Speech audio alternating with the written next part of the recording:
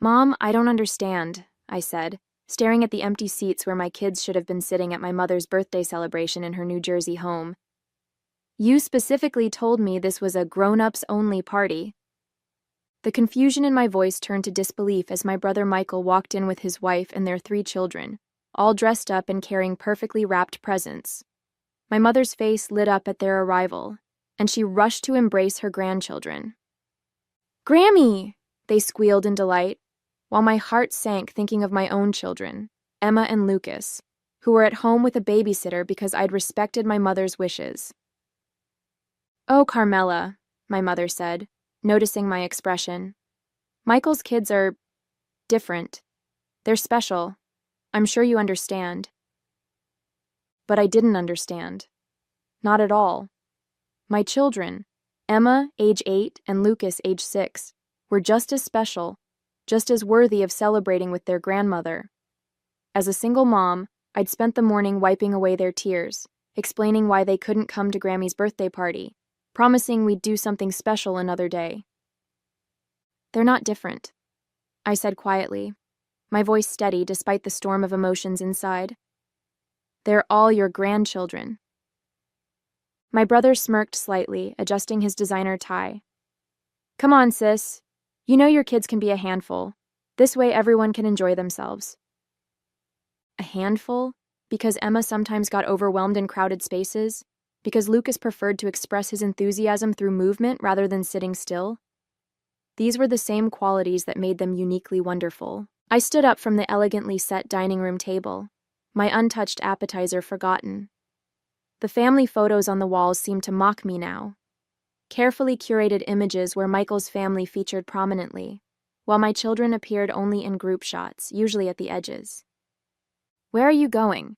my mother asked, already distracted by Michael's youngest showing her a drawing. "We haven't even had dinner yet." I picked up my purse, my mind already forming a plan. My kids deserved better than this, and suddenly I knew exactly how to give it to them. "I'm going to spend the evening with my children," I said, my voice clear and confident. "All of us should be where we're truly appreciated." As I walked out, I pulled out my phone and scrolled to a number I hadn't called in years. Sometimes the universe has a way of providing exactly what you need, exactly when you need it. The drive home through the quiet New Jersey streets gave me time to reflect on the years of subtle exclusion my children had faced. It had started small, my mother forgetting to invite them to Sunday brunches, planning family events during their nap times when they were toddlers, always finding reasons why Michael's kids were easier to accommodate. I'd made excuses for her behavior, always trying to shield Emma and Lucas from the pain of rejection. But maybe I'd been wrong. Maybe they needed to learn that when people don't appreciate you, you create your own joy elsewhere. As I pulled into our driveway, I looked again at the contact I'd found on my phone. Antonio DeMarco, Culinary Institute. Tony and I had gone to high school together, and he'd gone on to become one of New Jersey's most celebrated young chefs. His restaurant, Giardino, was always packed, and my kids had been begging to go there after seeing his cooking videos online. I dialed his number, hoping he'd remember me. The phone rang twice before a familiar voice answered. "Tony, it's Carmela Martinez from Ridgewood High." "Carmela, oh my God, it's been forever, how are you?" The warmth in his voice brought tears to my eyes. "I'm okay. Listen, I have a strange request. Are you at the restaurant tonight?" I explained the situation, trying to keep my voice steady. Tony listened without interrupting, then said something that made me smile for the first time that evening. "Bring them over right now. I have the perfect idea." I walked into the house to find Emma and Lucas sitting with their babysitter, Jessica, attempting to play board games, but clearly downhearted. Emma's long dark hair was pulled back in her special occasion braid. She'd done it herself, hoping until the last minute that Grammy would change her mind about the party. "Mom!" Lucas jumped up, his energy instantly returning. "You're back early. Did Grammy miss us?" The question broke my heart, but I wouldn't let them see my sadness. Instead, I grinned mysteriously. "How would you two like to go on an adventure?" Emma looked up cautiously. "What kind of adventure?" Well, I said, pulling up one of Tony's cooking videos on my phone, how would you like to meet this chef? And maybe learn how to make something special in his kitchen? Their eyes widened with excitement. Really? They gasped in unison. Really? Sometimes the best celebrations are the ones we create for ourselves. The lights of downtown Montclair twinkled as we pulled up to Giardino. The restaurant's warm glow spilled onto the sidewalk, and through the windows we could see the busy dining room filled with happy patrons. Emma clutched her notebook, the one where she wrote down recipes from cooking shows, while Lucas bounced excitedly beside her. Are we really going to cook in a real restaurant? Emma asked, her earlier disappointment forgotten in the face of this new adventure. That's the plan, sweetheart. I smoothed her carefully braided hair. And you know what? You're already dressed perfectly for a special evening. Tony was waiting at the door, his chef's whites crisp and clean despite the dinner rush. His face broke into a huge smile when he saw us. The Martinez family! Come in, come in! He knelt down to Emma and Lucas's level. I hear you two are interested in cooking? Lucas nodded enthusiastically. I can make scrambled eggs all by myself. And I've been learning about herbs, Emma added shyly, showing him her notebook. I have a little garden on our windowsill. Tony's eyes lit up as he flipped through Emma's careful notes. This is impressive. You know, I started just like you, growing herbs in my mom's kitchen when I was about your age. He led us through the bustling dining room to a special table with a view of the open kitchen.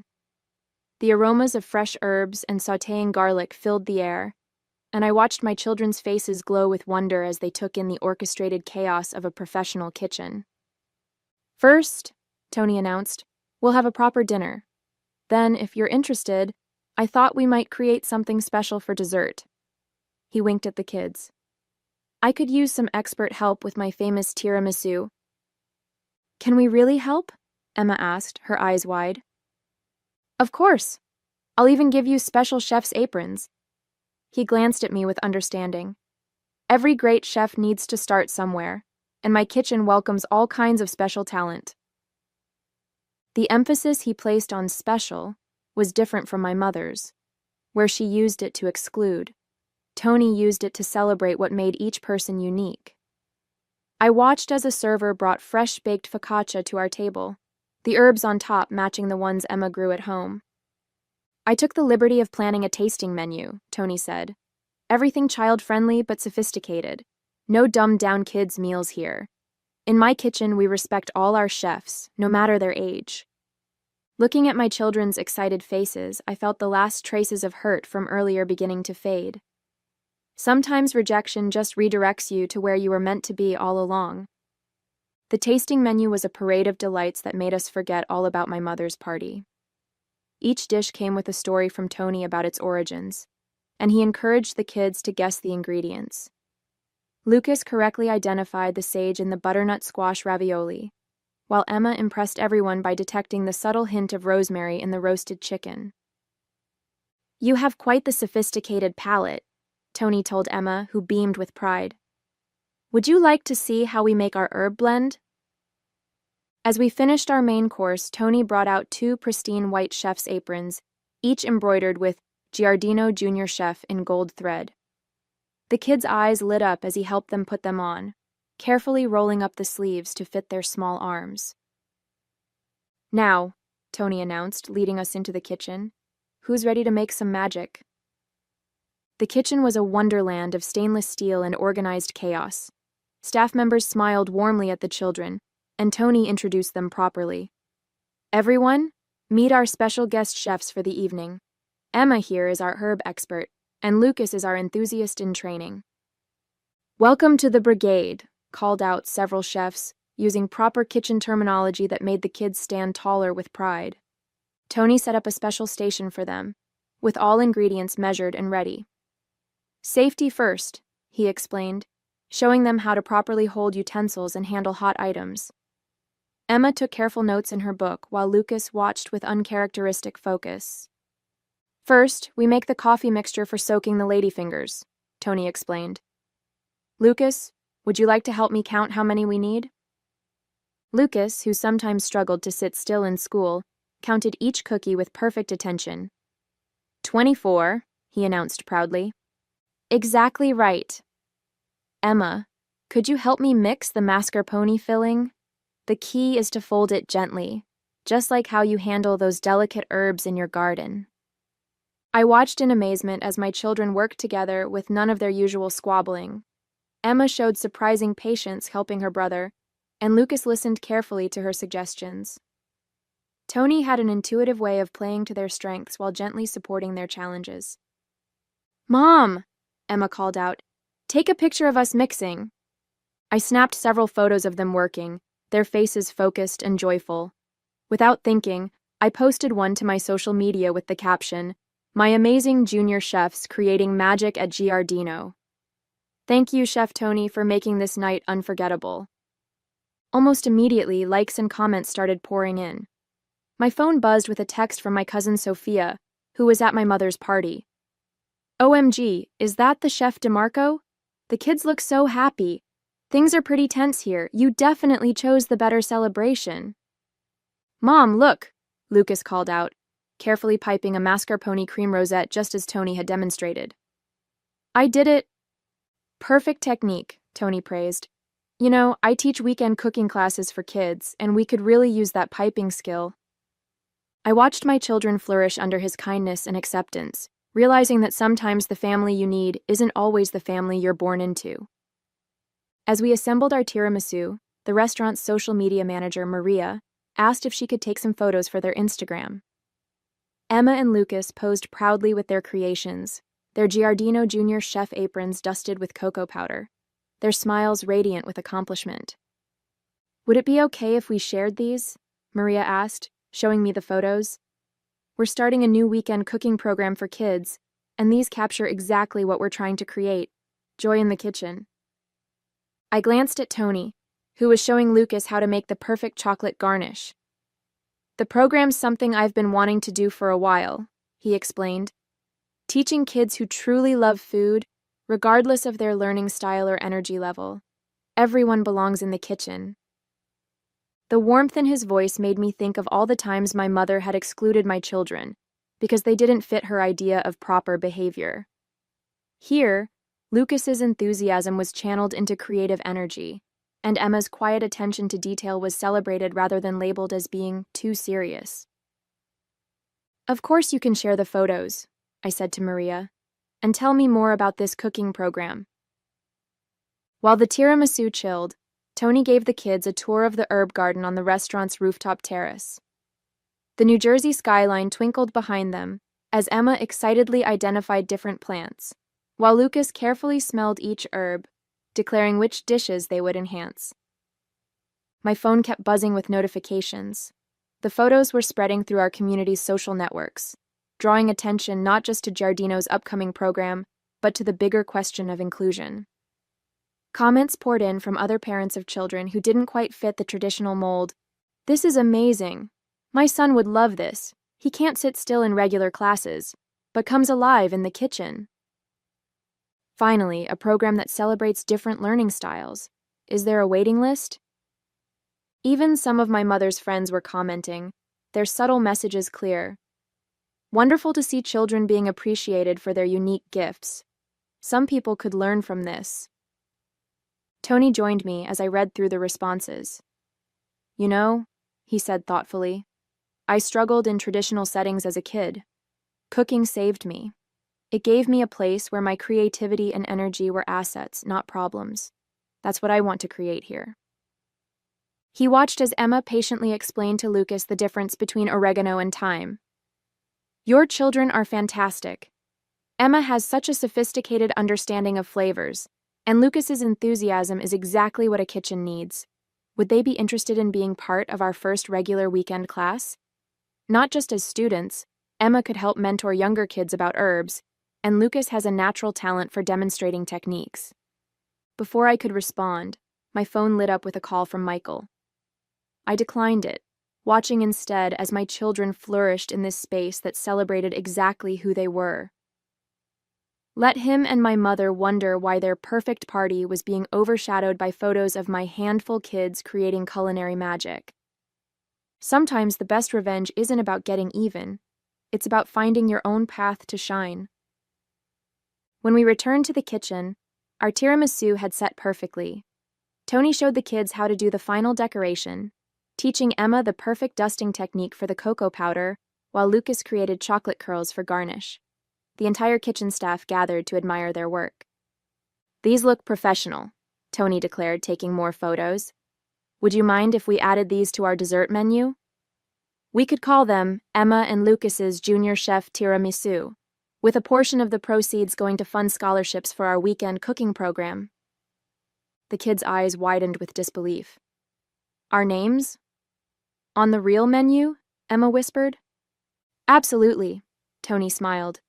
"Every great chef deserves credit for their creations." My phone buzzed again. More messages from family members at my mother's party. My Aunt Diana had written, "Just saw the photos. The kids look so happy and confident. Your mother is upset that everyone keeps talking about their cooking adventure instead of her party. Maybe this will teach her something about inclusion."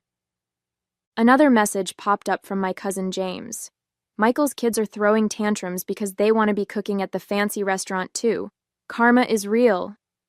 Ha ha ha. I put my phone away, choosing instead to focus on the moment. The kitchen staff had arranged a special tasting of the kids' tiramisu, complete with a mini judges panel that offered professional feedback.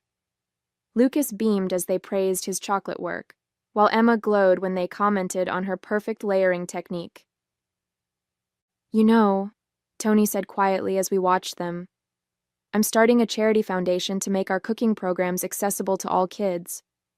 Would you and the children like to be on the advisory board? We need people who understand the importance of creating inclusive spaces."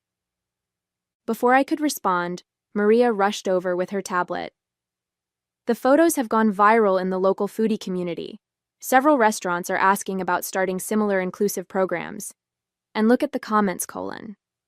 Finally, someone recognizing that all children have gifts. This is what real family support looks like. Can't wait to bring my too energetic son to these classes." The best comment came from Mrs. Peterson, my mother's oldest friend. "These children are absolutely precious and talented. Some grandmothers don't know what they're missing." Tony gathered everyone for a final photo. Emma and Lucas in their junior chef aprons, proudly holding their creations, surrounded by the supportive kitchen staff. It was everything a family photo should be. Genuine smiles, natural poses, and pure joy. "Mom," Emma said as Tony showed her how to properly wrap their tiramisu to take home, "can we do this every year instead of Grammy's party?" "Even better," Tony interjected with a wink. "How about every weekend? Our junior chef program runs Sunday mornings. Perfect for a mother-child cooking tradition." Looking at my children's happy faces, I realized we'd found something far more valuable than inclusion in my mother's carefully curated family gatherings. We'd found our own tradition, our own community, and our own way to shine. The next morning, our kitchen filled with the aroma of fresh coffee, as Emma and Lucas proudly shared their tiramisu with Jessica, our regular babysitter. The joy of the previous evening still lingered, made even sweeter by the stream of supportive messages continuing to flood my social media. "Mrs. Martinez," Jessica said, savoring a bite. "This is amazing. I saw the photos last night. Everyone at my college is talking about Giardino's new kids program. They're saying it's going to change how restaurants think about children's cooking classes." My mother had left 3 voicemails and 5 text messages, all unopened. Instead, I focused on helping Emma plan her first herb workshop for the weekend program, while Lucas practiced his piping techniques with whipped cream on morning waffles. "Mom," Emma said thoughtfully, arranging her herb guide handouts, "I was sad about missing Grammy's party, but I think we found something better. This feels like we're making our own special thing." Lucas nodded vigorously, a dot of whipped cream on his nose.